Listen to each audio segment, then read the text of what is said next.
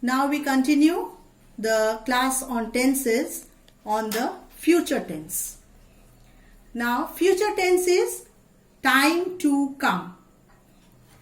It has again four categories: the simple future tense, the future continuous tense, the future perfect tense and the future perfect continuous tense. Now let's start with the simple future tense. It is used to describe an action which is yet to happen in the future. I shall go to Hyderabad tomorrow. So tomorrow denotes that it is time in the future and it is yet to happen. So we shall use the simple future tense. Now the future continuous tense. This is used to describe an action which will be continuing over a period of time in the future. As you know, the word continuous, it denotes continuing over a period of time and it is in future. He will be taking the tests tomorrow. Tomorrow is a future time and the test will be done over a period of time. So we are using the future continuous tense here and not the simple future tense because the action is continued over a period of time.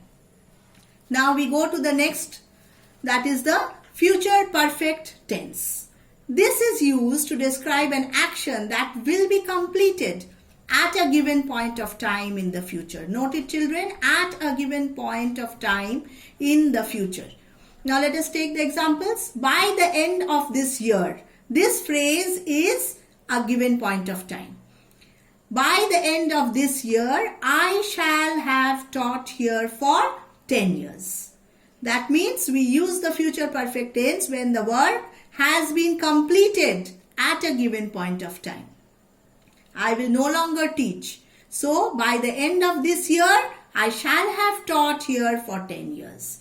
Next one, when you reach home, your father will have already left for the office. When you reach home is the given point of time in future and your father will have left for office. That is also in the future. Now, here we have another, the future perfect continuous tense. The future perfect continuous tense is used to describe an action that will be continued even after a point of time in the future. That means a point of time in the future, by the end of this year, I shall have been teaching here for 10 years.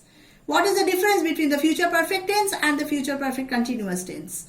I shall have been teaching means I have been teaching and I will continue to teach. That is the difference. And here I have completed. I shall have taught here for 10 years.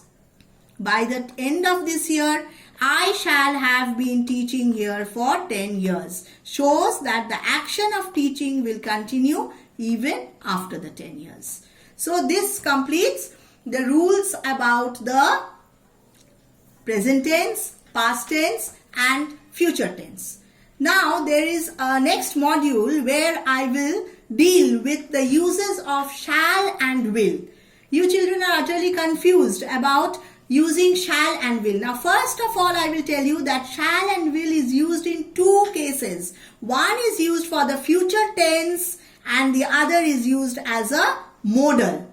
So now I shall deal first with the use of shall and will in the future tense. So for future tense, when used in the first person, we shall use shall.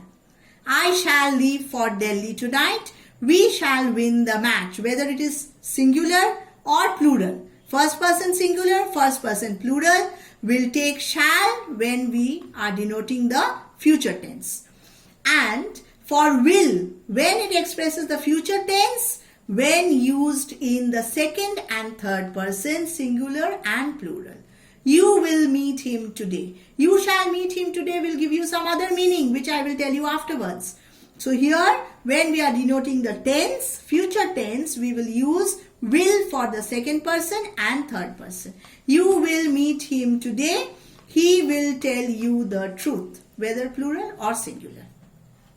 Now let us see the usage as a modal. As a modal, when we use shall, it expresses a threat, a promise or a command.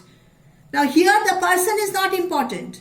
You shall be punished for breaking the rules. He shall be punished for breaking the rules.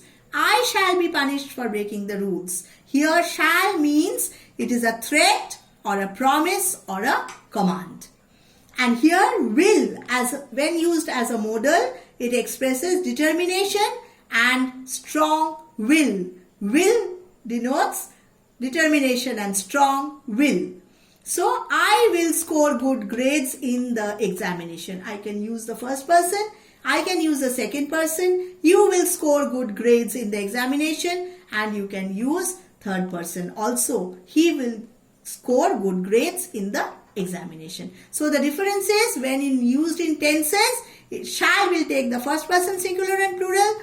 Will take the second person and third person singular and plural. And when it is used as a modal, it means threat, promise or command, and will means determination and strong will. So with this, I conclude my classes on tenses. I hope the concept is clear to you and learn the rules and stay home happy and safe. Thank you.